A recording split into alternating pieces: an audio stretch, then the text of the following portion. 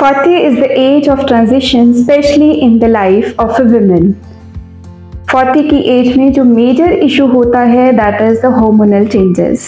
धीरे धीरे आपके सारे सिस्टम स्लो डाउन होते हैं, आपका रेस्पिरेटरी सिस्टम स्लो डाउन होता है, लंग कैपेसिटी आपकी कम होनी शुरू हो जाती है, लिवर में फैटी चेंजेस आना शुरू हो जाते हैं, जॉइंट पेन स्टार्ट हो जाते हैं एंड डाइजेशन भी स्लो हो जाती है। And all these are the science of ageing. And it is very clear, aging doesn't happen overnight, in a day, in a year. It's a continuous process. So, आज के video में हम बात करेंगे 10 ऐसी कॉमन हेल्थ प्रॉब्लम्स के बारे में जो कि 40 की एज में इन women's life are very common. How to tackle them and what are the investigations need to be done at this stage. If you are interested in this video, then please stay with me and watch till the end.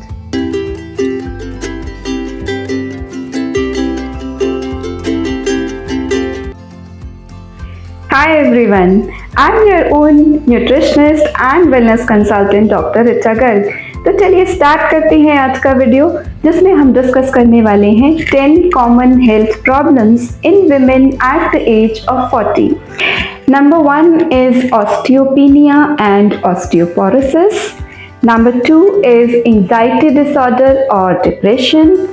Number 3 is hypothyroidism. Number 4, urine incontinence and in the later stages uterine prolapse can happen. Number 5 is hypertension, high cholesterol and heart disease. Number 6 is pre-diabetes and diabetes. Number 7 is weight gain, which is very prevalent. Number 8 is cholelithiasis, gallbladder में stones बनना. Number 9 is skeletal system से related problems जिसमें कि आपका back ache and आपका knee pain and joint aches start हो जाती हैं. And is the periods irregularity in the premenopausal phase. Let's discuss all these issues one by one, how to prevent them, how to tackle them. So the number 1 is osteopenia and osteoporosis. इसमें आपकी bones की जो है mineral density कम होना शुरू हो जाती है. Osteopenia is the pre stage of osteoporosis. आपकी बोन्स की हार्डनिंग कम हो जाती है और बोन्स ज़्यादा स्पॉन्जी होना शुरू हो जाती हैं and they are more prone to fractures. So इस कंडीशन को प्रिवेंट करने के लिए आपको अपनी डाइट में कैल्शियम, मैग्नीशियम, फास्फोरस और विटामिन D3 जैसे न्यूट्रिएंट्स का ध्यान रखना बहुत इम्पॉर्टेंट है.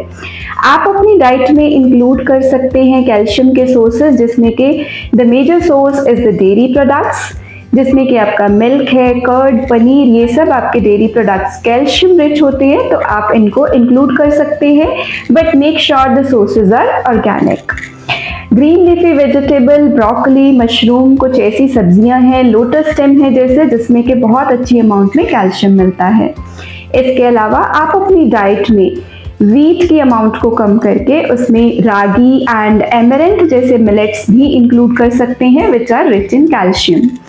आप अपनी डाइट में मशरूम्स को रख सकते हैं. Mushrooms are very rich in vitamin D. So इसके अलावा आप नट्स एंड सीड्स को अगर देखते हैं, नट्स एंड सीड्स में आलमंड्स हैं, chia seeds, poppy seeds, sesame seeds, they are very rich in calcium.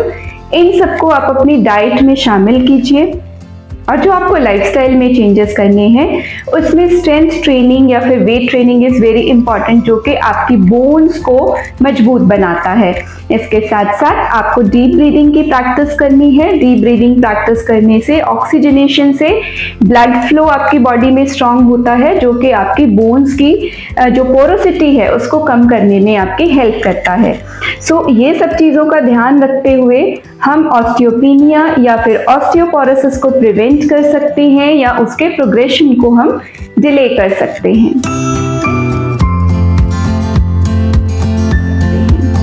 Let's move on to the second issue, which is anxiety disorder or this age is the most susceptible age to catch the depression. अगर आप anxiety disorder और depression को अपनी life से दूर रखना चाहते हैं तो you have to be very particular about few tips, about few lifestyle modifications. So the number 1 is 45 minutes brisk walk or jogging at least 5 days in a week. Number 2 is Learn and practice yoga to improve focus, stability and strength of the body at least thrice a week. Number 3 is 10 minutes meditation and 10 minutes deep breathing practice helps a lot before your bedtime. Number 4 is you have to focus on your quantity and quality of sleep. At least 6.5 hours sleep is required. You can also have a cup of relaxing herbal tea like chamomile tea आप ले सकते हैं, lavender tea or lemongrass tea. Along with this, a healthy, well-balanced diet, the let-go attitude and maintaining a food journal and activity journal is very important. That also helps in fighting off with the depression.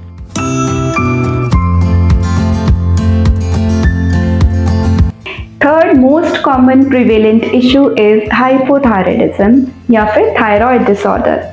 Usually जो thyroid disorder का reason है वो stress या फिर family history होता है.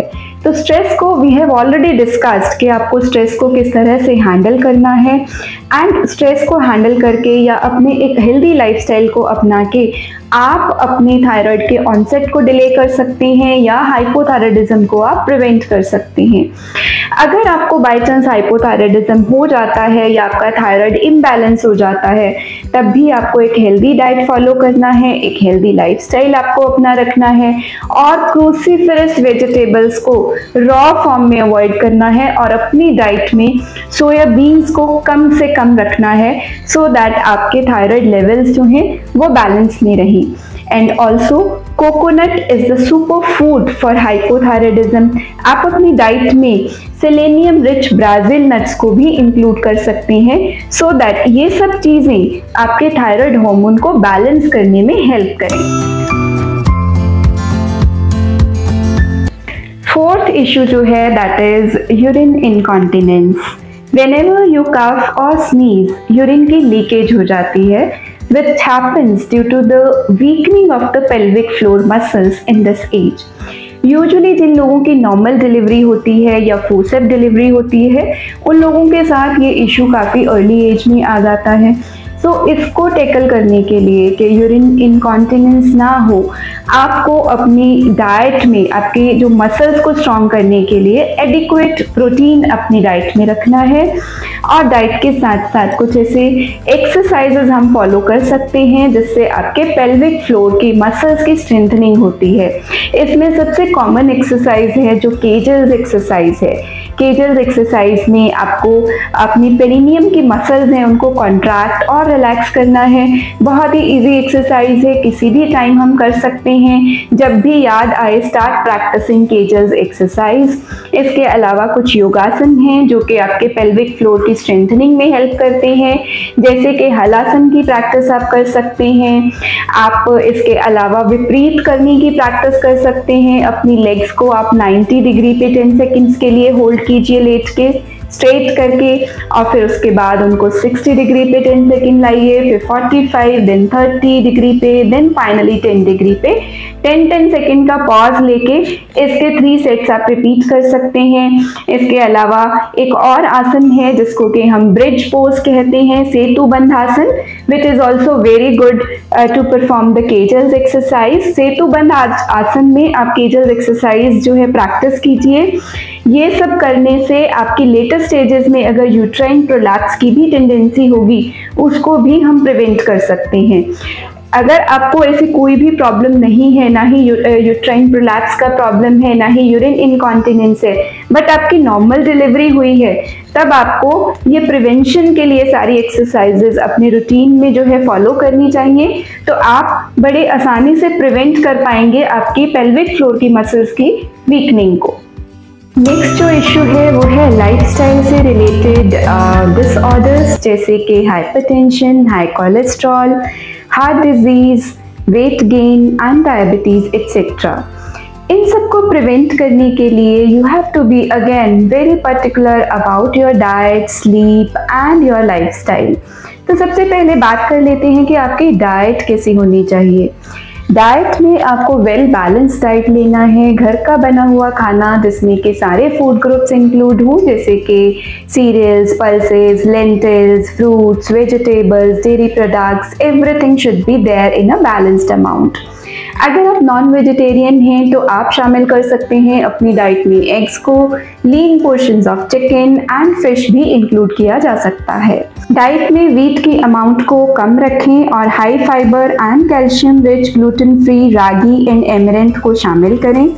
Include at least 5 kinds of pulses and lentils in a week। Non vegetarians twice a week chicken या फिर फिश ऐड कर सकते हैं। फ्रूट्स और वेजिटेबल्स को सीजन के अकॉर्डिंगली एक वैरायटी में शामिल करें। Don't fix yourself to your favourite fruits and vegetables only, try in different forms so that micro nutrients आपकी बॉडी में पूरे हो सके। खाने में नमक की मात्रा को लिमिटेड करें, almost 5 to 6 grams per day, and refined sugar को अवॉइड करें। रिफाइंड शुगर की जगह पे आप नेचुरल सोर्सेज ऑफ शुगर जैसे कि ऑर्गेनिक जेगरी पाउडर, आप शहद यूज कर सकते हैं, डेट्स, फिग्स, रेजिन्स, ये सब चीजें लिमिटेड अमाउंट में मीठे के लिए आप यूज कर सकते हैं।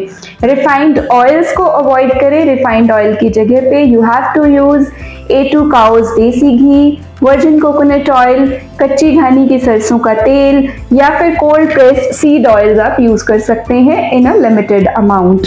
Avoid late night dinners and munching at all as our metabolism slows down at night। Ideally हमें सनराइज टू सनसेट के बीच में ही खाना चाहिए। अगर आपके लिए पॉसिबल है तो आप इसको ज़रूर फॉलो करें और मील टाइमिंग्स को फिक्स रखें।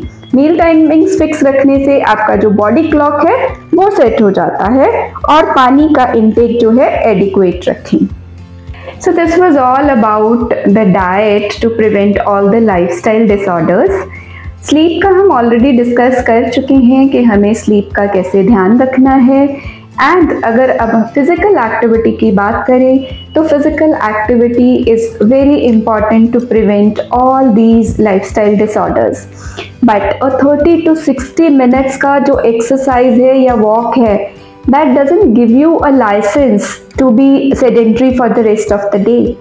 You have to actually improve the NEAT. What is NEAT? NEAT is non-exercise activity thermogenesis। जो हम डे टू डे रूटीन में अपनी मूवमेंट्स करते हैं, अपने हाउस होल्ड कोर्स करते हैं या गार्डनिंग करते हैं या हम वेजिटेबल्स बाय करने के लिए मार्केट जाते हैं, जो भी हमारी दिन भर की एक्टिविटी होती है that is counted as a NEAT activity। जो हम एक्सरसाइज नहीं करते हैं बट अदरवाइज हम एक्टिव रहते हैं, जिसमें कि हम जैसे रिकमेंड करते हैं कि आपको 10,000 स्टेप्स एवरी डे करना चाहिए, वो आपकी नीट मूवमेंट्स को बढ़ाने के लिए ही रिकमेंड किया जाता है। सो ये सारी मूवमेंट्स आपके मेटाबॉलिज्म को हाई करने में आपकी हेल्प करेंगी। इसके अलावा जो बहुत इम्पॉर्टेंट है, इस एज में आपकी जो मसल्स वीक हो जाती हैं, आपका मसल लॉस होना शुरू हो जाता है, जिसकी वजह से आपका मेटाबॉलिज्म स्लो हो जाता है, तो आपको वेट ट्रेनिंग करना है। वेट ट्रेनिंग से आपकी जो है मसल मास इंक्रीज होगा, जिसकी वजह से आपका मेटाबॉलिज्म इम्प्रूव होगा और मेटाबॉलिज्म इम्प्रूव होने की वजह से आपको ना तो वेट गेन होगा और ना ही डायबिटीज़, हाइपरटेंशन जैसी कोई भी प्रॉब्लम होगी। So weight training is also important along with the aerobic activity या फिर वॉक। जनरली हम सब लोग वॉक पे फोकस करते हैं, बट वॉक के साथ साथ आपको इस एज में वेट ट्रेनिंग स्टार्ट कर देना चाहिए अगर आप चाहते हैं कि आपको लाइफस्टाइल रिलेटेड डिसऑर्डर्स ना हो। नेक्स्ट जो हम इश्यू डिस्कस करने वाले हैं वो है गॉल ब्लैडर के स्टोन्स, जिसको कि हम कॉलीलिथियासिस भी बोलते हैं। तो इसके जो रिस्क फैक्टर्स में आते हैं, that is 4F, female with who is fertile, of 40 years age and fatty. सो जिसमें ये 4 कैरेक्टर्स होते हैं, उनमें गॉल ब्लैडर स्टोन बनने की टेंडेंसी ज़्यादा होती है। फैटी लिवर होने के चांसेस ज़्यादा होते हैं। अगर फैटी लिवर होता है तो आपको डाइजेशन आपका पुअर हो सकता है, गैस फॉर्मेशन ज़्यादा हो सकती है। सो इस सब को प्रिवेंट करने के लिए आपको वही लाइफस्टाइल फॉलो करना है जो आपको वेट गेन से प्रिवेंट करवाता है। और एक एक्टिव लाइफस्टाइल आपको फॉलो करना है। अपनी डाइट और लाइफस्टाइल दोनों पे फोकस रखिए। क्रैश डाइटिंग आपको बिल्कुल नहीं करना है अपने वेट लॉस को करने के लिए, क्योंकि जब भी हम स्पीडली क्रैश डाइटिंग से वेट लॉस करेंगे that will precipitate the gall bladder stone formation, मतलब उससे बहुत जल्दी स्टोन्स आपके जो है डेवलप हो जाएंगे। और अगर बाय चांस आपको स्टोन्स डेवलप हो भी गए हैं तो आप प्रॉपर उसका ट्रीटमेंट लीजिए, अपने फिजिशियन से मिलिए, सर्जन से मिलिए, अल्ट्रासाउंड करवाइए और प्रॉपर इन्वेस्टिगेशन के बाद आप उसका एक ट्रीटमेंट ले लीजिए।